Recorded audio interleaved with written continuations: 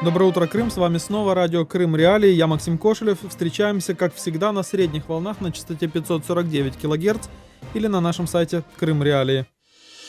Тема дня. Несколько дней назад, 18 июля, Всероссийский центр изучения общественного мнения ВЦИОМ презентовал результаты своего исследования в Крыму. И вот эти результаты на самом аннексированном полуострове и на материковой части Украины трактуют по-разному. Чтобы было понятнее, к каким выводам пришел ВЦИОМ, предлагаю для начала послушать небольшой репортаж моих коллег. 100 слов по теме. Межнациональная обстановка на полуострове доброжелательная, так утверждают во Всероссийском центре изучения общественного мнения. Чтобы прийти к такому выводу, социологи опросили крымчан. Оглашенные результаты свидетельствуют, межнациональные отношения 90% населения характеризуют как доброжелательные, конфликтными их называют только 4%. Об отдельных фактах напряженности в отношениях между людьми различных национальностей за последний год заявили только 10% участников исследования, сообщают в центре. Опрос провели с 30 июня по 4 июля по заказу медиапроекта «Зеркало Крыма». В нем приняли участие 2000 респондентов. Зарубежные и украинские правозащитники постоянно сообщают о давлении, которое на полуострове оказывают на представителей крымско-татарского народа и проукраинских активистов. Власти Украины и мировое сообщество регулярно призывают Россию прекратить репрессии в Крыму. Однако Кремль и подконтрольная России власть полуострова отрицает факт подобных действий. 100 слов по теме. Я напоминаю, это радио Крым Реалии. Звоните нам по бесплатному номеру телефона 8 800 10 06 926. Пишите нам в Твиттере, предлагайте свои темы для программ. Заходите на наш сайт Крым Реалии, читайте наши материалы, там много интересного. Я напомню, что мы говорим сегодня о результатах опроса Всероссийского центра изучения общественного мнения, который провели в аннексированном Крыму. И вот согласно этому опросу на полуострове представители разных народов относятся друг к другу преимущественно доброжелательно. Цифру называют 90% респондентов ответили, что межнациональные отношения между людьми в Крыму доброжелательные. Вот, и таким образом вот данные опроса российских социологов очень хорошо ложатся в канву, в ту же, которая была, например, после визита омбудсмена российского Москальковой, которая тоже туда приехала и среди главных проблем назвала какие-то бытовые, то есть там цены, тарифы, стоимость проезда, а какие-то серьезные, более серьезные вещи, связанные с нарушениями прав человека, якобы не очень серьезно в Крыму беспокоит людей. Вот, то есть это картина, которая формирует подконтрольные Кремлю власти Крыма.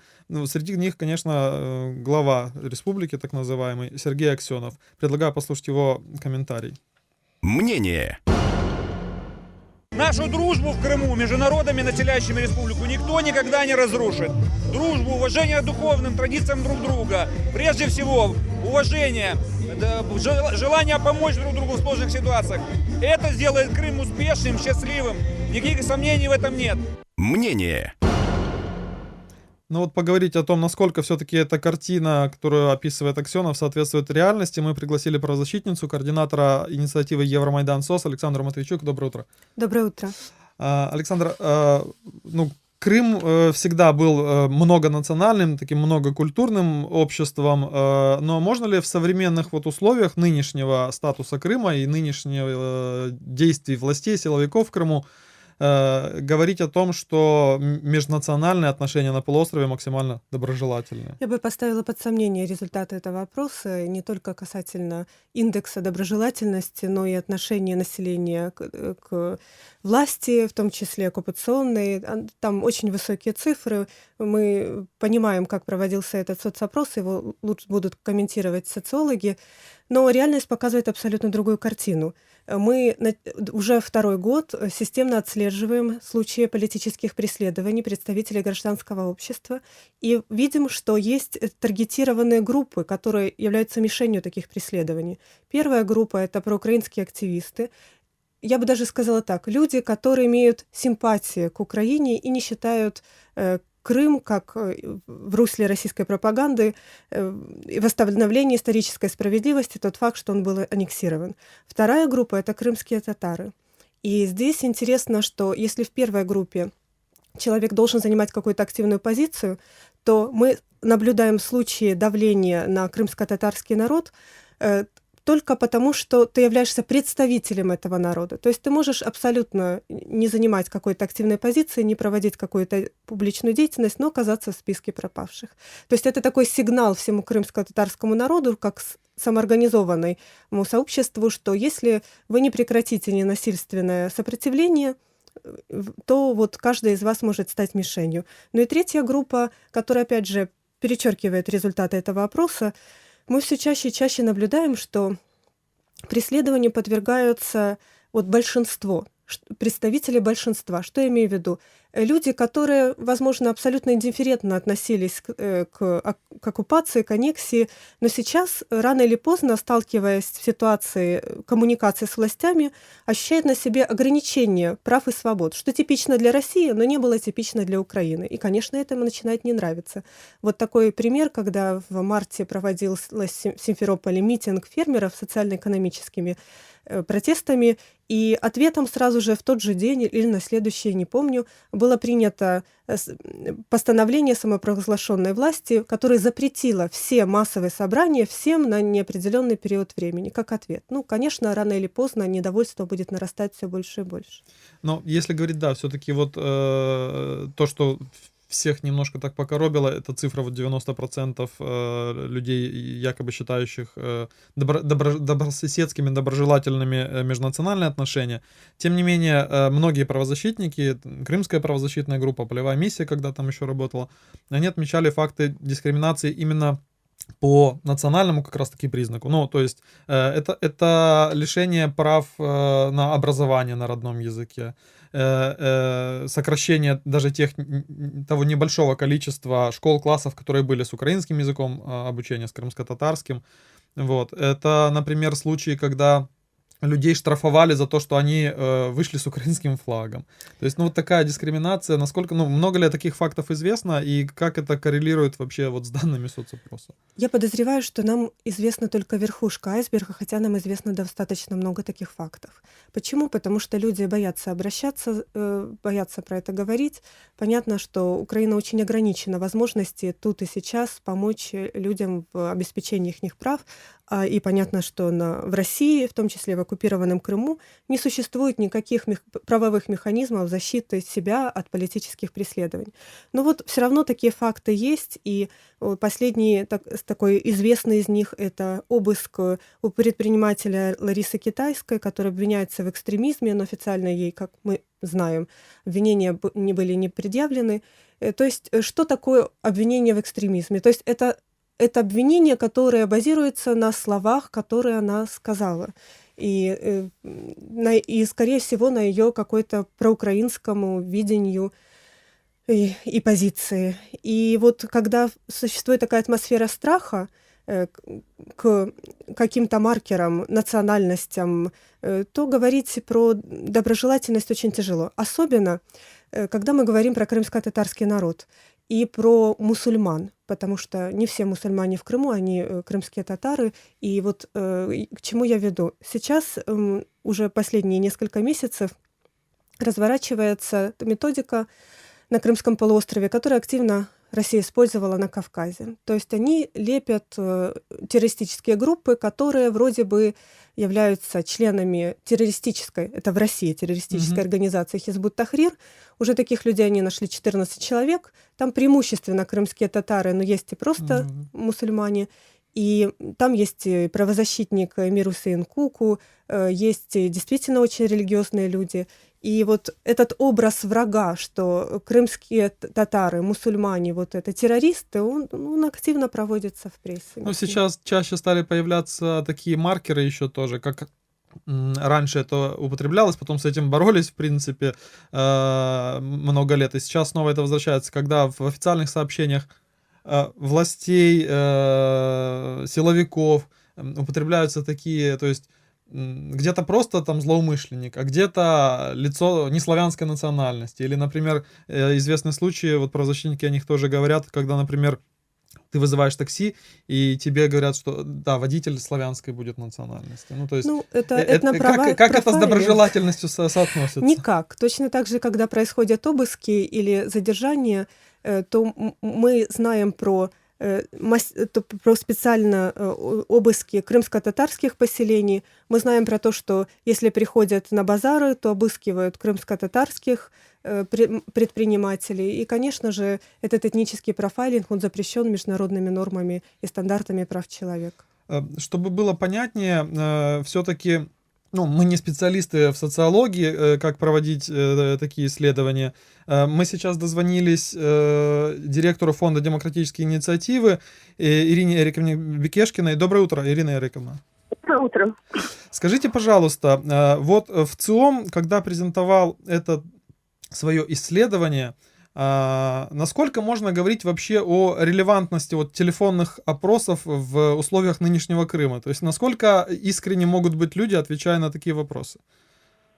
Ну, у меня вообще, честно говоря, стабильное отношение к тем опросам, которые в ЦИОМ проводит в Крыму, тем более по телефону. Потому что давайте вспомним то, что они проводили. В общем, в новогоднюю ночь как-то очень стремительно они опросили огромное количество людей, и оказалось, что в Крыму просто все замечательно. Можно было бы, наверное, ничего и не проводить. Это во-первых. Во-вторых, в принципе, в обществах репрессивного типа, когда, в общем-то, ну я это знаю, потому что у меня есть знакомые в Крыму, они поменяли свои мейлы, они вообще боятся разговаривать даже по скайпу, то есть очевидно, что люди боятся. В таких ситуациях проводить опросы очень сомнительно, нужна специальная методика. А по телефону тем более, потому что по телефону вы понятия не имеете, кто звонит вам. Ну да, допустим, Поэтому... вечером кто-то, звонит тебе кто-то домой вечером, да, и говорит: здравствуйте, Да. как вы относитесь к властям Крыма, да? Да. А как вы относитесь к властям? А как вы относитесь к другим национальностям? Ну, надо относиться хорошо. И люди дают, в общем, ответы, которые они хотят, чтобы от них получили. Во-вторых, есть еще такое понятие, как response rate. Тобто, какой процент людей ответил. И это очень важно, потому что часто люди, которые боятся и которые имеют другое мнение, они просто говорят: извините, я занят. Все, занят и занят. Поэтому всегда нужно в этих исследованиях указывать, какой процент отказов. Ну, И да. это во-вторых, а в данном случае, в данных опросах обязательно нужно указывать национальную структуру ответивших, насколько она отвечает национальной структуре полуострова. Скажите, тут вот еще такой момент, ну, опять-таки, у меня немножко обывательский взгляд, наверное, но в моем представлении люди всегда все равно, ну, присутствует всегда у людей недовольство властью. Это природно, это естественно. При этом в ЦИОМ утверждает, вот я процитирую их сообщение, что в Республике Крым население фиксирует заинтересованность республиканской власти в решении проблем на муниципальном уровне. 60% опрошенных якобы вот довольны вот такими действиями властей. Насколько вообще, вот по вашему опыту, да, насколько это, ну, релевантные вообще данные? На муниципальном уровне это совершенно другой вопрос. Здесь речь идет, в общем-то, о каких-то конкретных проблемах, которые должны, вот в самом постановке вопроса, что они должны решаться на муниципальном уровне. Ну, должны решаться, да. Поэтому здесь не совсем про это. Что касается недовольства властью, ну, если она на уровне 40%, то и у нас в некоторых, скажем, в некоторых регионах, вернее, в некоторых городах и селах люди довольны местной властью. Это вообще по-разному бывает. Вот. Но, скажем, такой ситуации, чтобы 90% были довольны, ну, это вообще очевидно, что не бывает. Но, повторяю, дело не в этих конкретных совершенно вопросах. Дело в том, что, в принципе, телефонный опрос в Крыму, он не может иметь объективного значения, в принципе. Скажите, а количество имеет людей значение или главное правильно выборку составить? Потому что вот 1000 людей в Севастополе опрошенных и 1000 людей в остальном во всем Крыму. Ну, то есть, ну, я не знаю, 300-400 тысяч и, ну, чуть меньше 2 миллионов. Это особого значения не имеет, это имеет значение на значимость различий. То есть, вообще говоря, насколько различия значимы. Потому что при большом количестве может быть значимо и 1-2%, при небольшом количестве может быть значимо 4%, это влияния не имеет. Главное, повторяю, это в принципе возможность телефонных опросов в Крыму.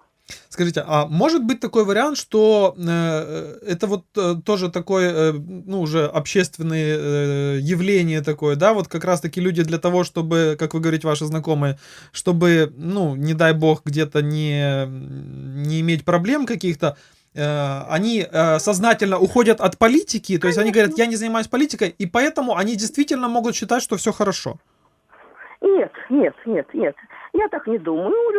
У людей есть свое мнение, но иногда они предпочитают держать его при себе. Я бы так сформулировала. Они могут давать или неправильные, нечестные ответы, или могут, что гораздо проще, просто уходить от самого факта опроса. Спасибо большое. Это было экспертное мнение директора Фонда демократические инициативы Ирины Бекешкиной.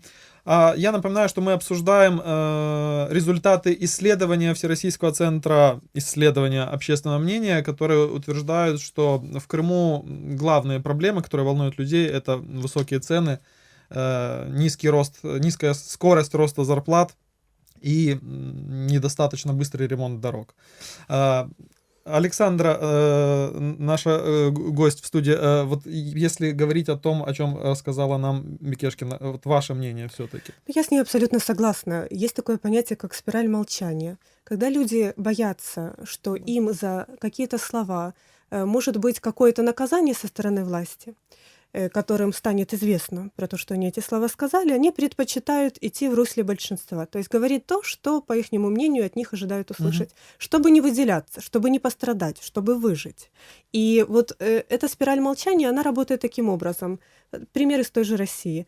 Когда Лужков был мэром Москвы, у него был рейтинг вот такой, как вот ЦОМ нарисовал сейчас Аксёнову, 87%, может даже больше, там Путина 98%, что просто фантастически. Даже больше, чем в среднем по России, вот в Крыму так Путина любят. По мнению в ЦОМ, естественно. И когда его сняли, прошло 2 дня, провели опрос, и он обвалился. Там было меньше, я не помню, 2-5%. Антирейтинг уже, да, сразу мгновенно? Он мгновенно обвалился. Вот это означает спираль молчания, дутый рейтинг. Люди перестали говорить то, чего от них ожидают. Ну, то есть это не реальный рейтинг, а то, как люди думают, что от них чего ждать. У нас есть телефонный звонок из Крыма. Доброе утро. Как зовут вас? Доброе утро. Петр. Скажите, вы не участвовали в этом опросе? Вам не звонили из ВЦИОМ? Не, вы знаете, я вам скажу, сейчас такая обстановка в Крыму, что семьи между собой рассорились по политическому вопросу, друг друга подслеживают, все недовольствие. Специально, говорятся, поссорь и властвуй. Очень благодарен. И, во-первых, в прямом эфире или так кто-то, ничего никто не скажет. Потому что если скажет против того что-то, чего-то, 4 года тюрьмы. Сразу же они приняли такой закон. Ну да. И люди боятся, во-первых, крымские татары везде, они, ну, как говорится, по углам прятаются, никто ж не хочет куда-то, чтобы их отправили. Ну да. Раньше при Украине даже Харькова никто не отправлял. В общем, обстановка вообще никудышная, недовольство, ничего никто не делает. Все как были везде дороги, безопасно. Все такой бардак, вы знаете, цены страшные. Я вам приведу такой случай, тут одна знакомая есть, сама с Сибири, имеет свое имение небольшое, и к ней звонят товарищи. Говорит, мы к тебе приедем отдохнуть, пожалуйста, бесплатно все. Ну, цены такие, дороже, чем у нас в Новосибирске. Ну да. Вот все, говорит, и люди ошарашенные практически все. Во-первых, заторы на дорогах. Везде транспорт определенный наездился, ездить не умеет, и все. Ну, такое недовольствие людей. Люди при Украине как-то было проще. Ну, была свобода, демократия настоящая. Понятно, как понятно. Полицейское, жандармейское государство. Спасибо большое. Ну вот, собственно говоря, это реальный звонок из Крыма на нашу горячую линию. Вот, собственно говоря, то, о чем говорили и мы сейчас с Александрой, и то, о чем говорила Ирина Бекешкина, о том, что данные телефонного опроса, когда тебе звонят неизвестные люди, в нынешней ситуации в Крыму вряд ли могут быть репрезентативными. И вот, вы знаете, вот человек, он явно не имеет юридического образования, но он четко знает санкцию. Действительно, 4 года тюрьмы за призывы к экстремизму, к сепаратизму. Что это означает? Когда человек говорит, что я считаю, что Крым — это Украина, он может автоматически получить 4 года. А вот как интерпретировать, что это именно он сказал? Ну вот, не знаю. То, что он говорит, что при Украине это было лучше. За эту фразу ее теоретически вот это можно... что значит, что Крым — это Украина? Можно ли это так интерпретировать, светит ли 4 года. Вот люди уже начинают задумываться. И все знают уже, даже из этого телефонного звонка, что 4 года можно легко получить. И отправят тебя, как правильно сказал человек, не в Харьков, а было перемещено из Крыма уже 2200 человек, а их раскидали, вот мы их нашли с коллегами по минимум 16 местам заключения по всей территории Российской Федерации. Ну, тот же Сенцов сидит вон в Якутске, например. Ну да. Афанасьев был в Коме, Черни был в Магадане. Прекрасные города. Ну, то есть, если подводить итог, вот такой резюмировать нашу сегодняшнюю беседу, вот одним предложением буквально. Верите в результаты опросов ЦИО? В обществе, где запрещена свобода слова, социология теряет свое значение. Спасибо большое. Это была наш гость сегодняшней студии, координатор общественной инициативы Евромайдан СОС Александра Матвейчук. А я напоминаю, что вы слушали радио «Крым Реалии». В 6:30 вечера слушайте программу с Павлом Казариным. А с вами был Максим Кошелев. Встречаемся, как обычно, с понедельника по пятницу на средних волнах или онлайн на нашем сайте Крым Реалии. Там много интересного. Удачного дня и услышимся.